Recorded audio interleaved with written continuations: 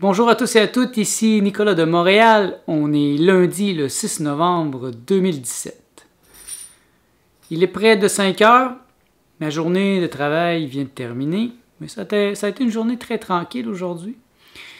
Et ça m'incite à recommencer à mettre de la publicité. Parce que ça faisait presque 2 ans que j'avais arrêté de mettre de la publicité pour trouver des nouveaux clients. Et là, c'est plus tranquille ces temps-ci. Cette année, ça paraît que j'ai fait des jeûnes. Je me suis détaché un peu du travail pour me retrouver, pour retrouver mon centre. Et bon, maintenant ça commence à se ressentir. J'ai perdu beaucoup. J'ai perdu 30 livres. J'ai perdu beaucoup de choses dans ma pensée. Et puis aussi, j'ai pas renouvelé ma clientèle. Donc là, je vais recommencer à aller chercher des nouveaux clients. Et je l'ai déjà fait, mais j'ai confiance en moi. Mais parfois, ça peut être un peu stressant de recommencer à chercher des nouveaux clients parce que un nouveau client, c'est un nouvel univers, c'est une nouvelle manière de penser. Et la majorité de mes clients, ça fait près de 5 ans que je travaille avec eux, donc je les connais bien, je suis confortable. Mais bon, ça fait partie du métier. Il faut sans cesse se renouveler parce que si on ne se renouvelle pas en tant qu'entrepreneur, on est rapidement poussé en dehors du jeu, en fait. Et aujourd'hui, j'ai des grandes réflexions aussi sur une pensée très importante dans le jovialisme. C'est « je n'attaque pas, je ne me défends pas, je décide du sens ». Et ça, c'est très profond. Et c'est très difficile en même temps parce que la majorité des gens soit attaquent ou soit ils se défendent. Donc, soit ils sont des attaquants, soit ils sont des victimes. Et ces temps-ci, j'ai un stress avec le propriétaire qui ne veut pas faire les réparations dans l'appartement. Donc, je me demande comment je dois réagir. Qu'est-ce que je dois faire? Et justement, je ne veux pas réagir. Je ne veux pas être en réaction en face de quelqu'un qui probablement est lui-même en réaction. Et je ne veux pas attaquer. Et je ne veux pas me défendre. Et j'en entends penser plusieurs d'entre vous, mais qu'est-ce que tu peux faire? Eh bien, c'est là que la philosophie entre en jeu. C'est là que une éthique, une sagesse profonde entre en jeu. Donc, il n'y a rien à faire. Mais quand même, ma personne doit faire quelque chose. Donc, mon être ne doit rien faire, mais ma personne fait quelque chose. Et c'est ce genre de réflexion qui tourne dans ma tête aujourd'hui. J'ai fait des recherches pour savoir qu'est-ce que je peux faire en tant que locataire. Et toujours, c'est le point de vue de la victime qui est représenté. Donc, le locataire, la victime, qui doit se défendre ou attaquer. Et les lettres de mise en demeure que j'ai trouvées pour demander au propriétaire de faire des réparations, c'est toutes des menaces. Et donc, je peux pas... ça ne fonctionnerait pas avec ma pensée. Donc je ne veux pas menacer dans le sens d'attaquer. Et moi, ce que je veux, c'est demander l'aide. Donc, ma réflexion se porte là-dessus aujourd'hui. Je me dis, si je demande de l'aide, à tous les niveaux, je peux demander de l'aide à mon être pour qu'il me guide. Et ça, je l'ai fait. Tantôt j'ai relu mes rêves, parce que j'ai un carnet de rêves. Et dans ceci, je note mes rêves. Presque chaque nuit, présentement, je note 1 ou 2 rêves. Et ces temps-ci, je ne les ai pas vraiment analysés, je ne les ai pas vraiment regardés. Donc, tantôt, j'ai regardé presque 3 semaines de rêves. Et franchement, je suis très surpris. Il y a des gens qui apparaissent dans mes rêves que je ne pensais même pas avoir rêvé à eux. Je ne me souvenais plus. Parce que la nuit, moi, je rêve. Et là, soudain, je réalise que je viens de faire un rêve. Donc, j'ouvre ma petite lumière, j'écris. Et là, je me rendors. Et bien souvent, ces temps-ci, je relis même pas le rêve. J'embarque dans ma journée. Mais le rêve est noté, au moins. Et vous voyez, aujourd'hui, je suis survenu à la recherche d'une guidance pour qu'est-ce que je dois faire, ou qu'est-ce que je ne dois pas faire. Et quel doit être mon état d'esprit dans la situation présente pour ne pas me laisser happer par les soucis, par la noirceur. Ce qui n'est pas toujours évident, parce qu'il y a des détails ici dans l'appartement qui sont lancinants. J'ai le robinet de la salle de bain qui coule. et ça coule goutte à goutte et j'entends la goutte. Et il y a plusieurs petites choses qui semblent pas très importantes pour le propriétaire, mais qui pourraient avoir un impact majeur sur ma vie lorsque le jour viendra où ça va casser complètement et provoquer une inondation dans mon sous-sol ou provoquer un court-circuit dans mon électricité. Et moi, je pense à ça, c'est un peu comme, j'en ai déjà parlé l'autre fois, c'est d'être prévoyant, d'être hyper prévoyant, de penser aux problèmes avant même qu'ils arrivent. Je ne suis pas en train de vous dire que c'est ça que vous devriez faire, mais c'est comme ça que je suis. Je suis quelqu'un qui est hyper analytique, donc c'est comme si j'allais dans le temps et je regarde toutes les possibilités qui peuvent se passer et je vois que ça peut être un problème. Il y a un problème au niveau de la prise d'eau, de l'entrée d'eau de la maison en tant que telle, en dessous de la maison, ça coule goutte à goutte. Et même l'hiver passé, il y a eu un moment où il faisait très froid et l'eau de mon voisin en haut a gelé complètement.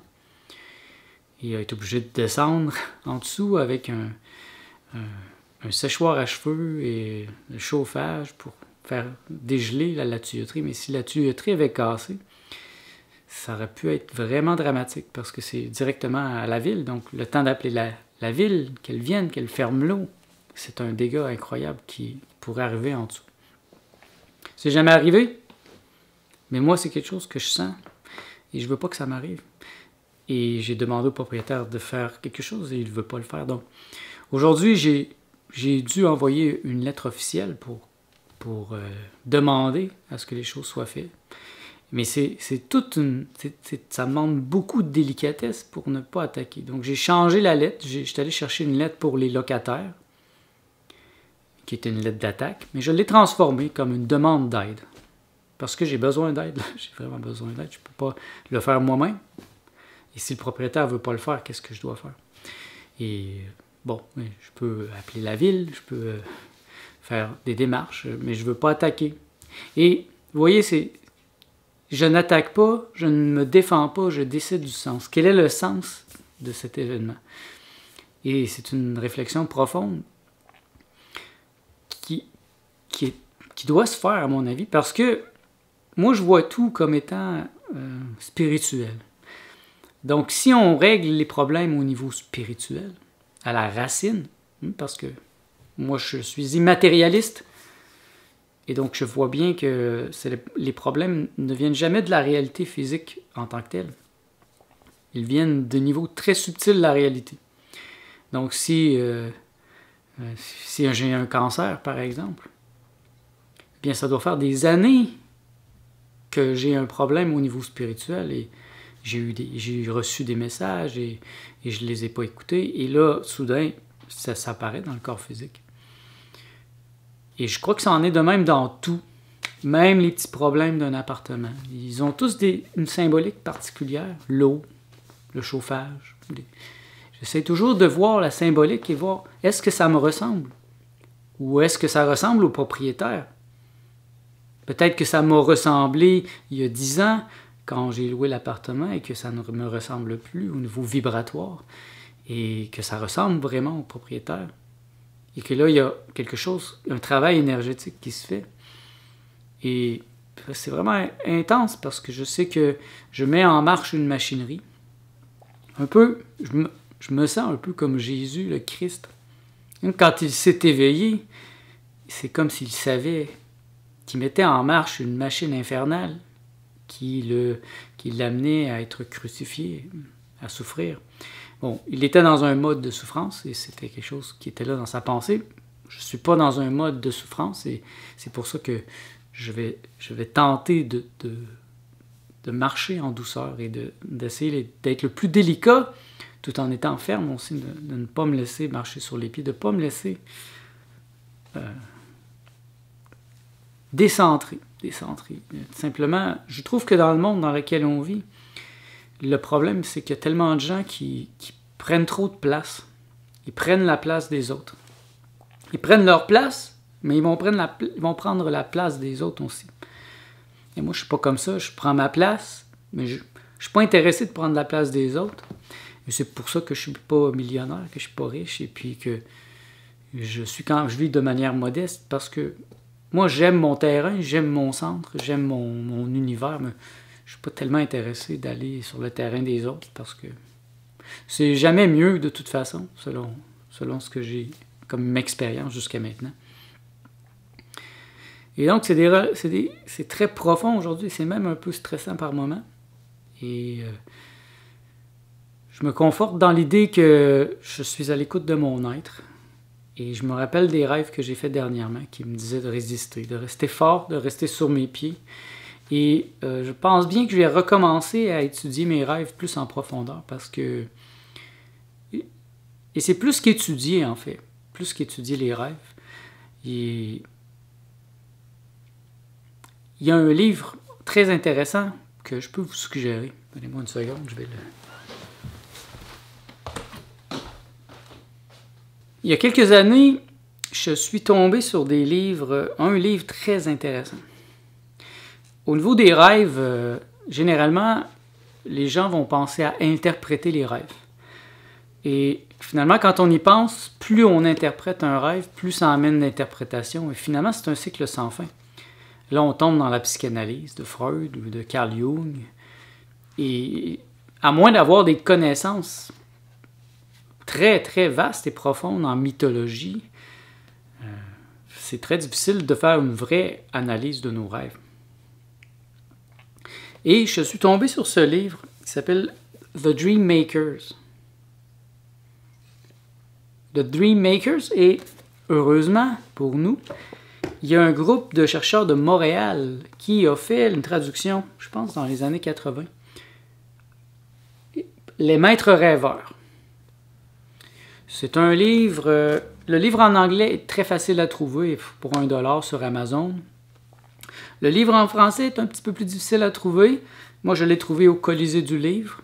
Il y a souvent des copies au Colisée du Livre à Montréal à quelques dollars, $1, $2. Et c'est un livre très, très excellent. Réapprenez à vivre avec vos rêves et vos sentiments. Eux, ils ont découvert que, justement, l'interprétation amène toujours plus d'interprétation.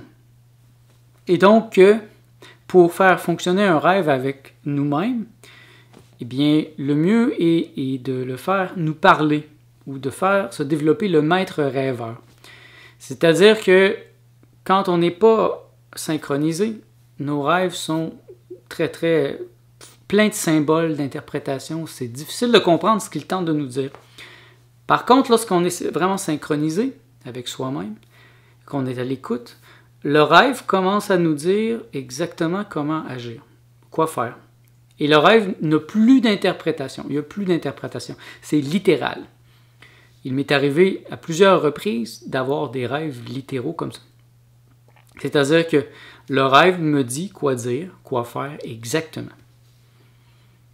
Et ça m'est arrivé quand j'ai rencontré Martha, par exemple. J'ai fait un rêve qui me montrait qu'on allait rester collés un avec l'autre comme ça. Et ensuite, quand je me suis réveillé, j'ai vu Martha. Un peu comme un médium peut voir un mort. Et là, j'ai compris qu'elle était médium et qu'elle allait être très importante dans ma vie.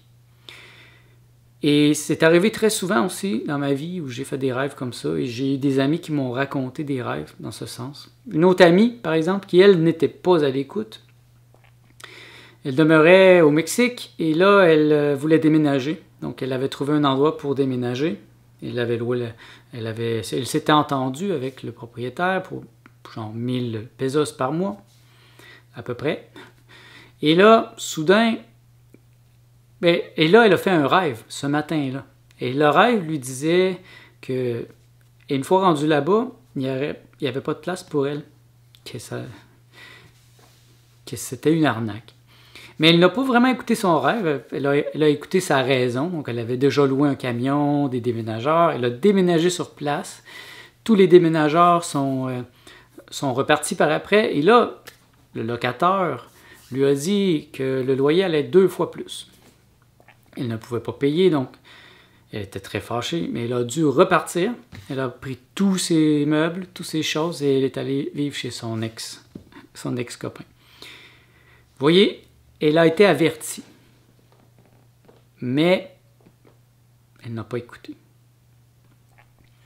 Et cette même femme, d'ailleurs. Moi, je l'avais rencontré il y a quelques années avant. J'étais encore avec mon ex-compagne. Et là, ça ne fonctionnait plus bien. On était en séparation. Et là, j'ai fait un rêve dans lequel elle me disait... et là, je pensais à la nouvelle femme que je voulais avoir. Et elle me disait... Elle était juste là, elle a capté ma pensée. Elle me dit, si tu veux, je peux te payer une pute à n'importe quel prix. Et là, je me lève, je me fâche. Je lui dis, bordel, c'est pas ça que je veux pas une putain.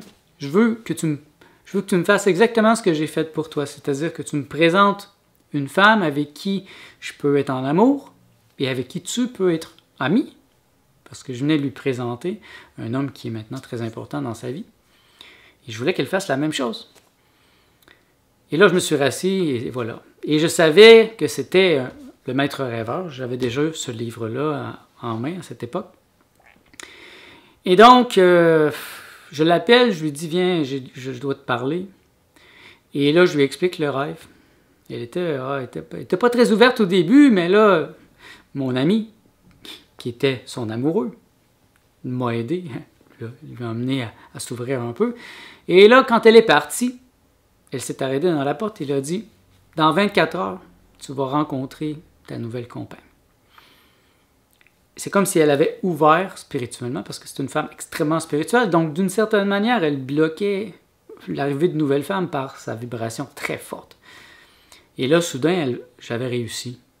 J'avais réussi à faire qu'elle s'ouvre. Et 24 heures plus tard, j'ai rencontré cette femme et je suis tombé en amour avec elle.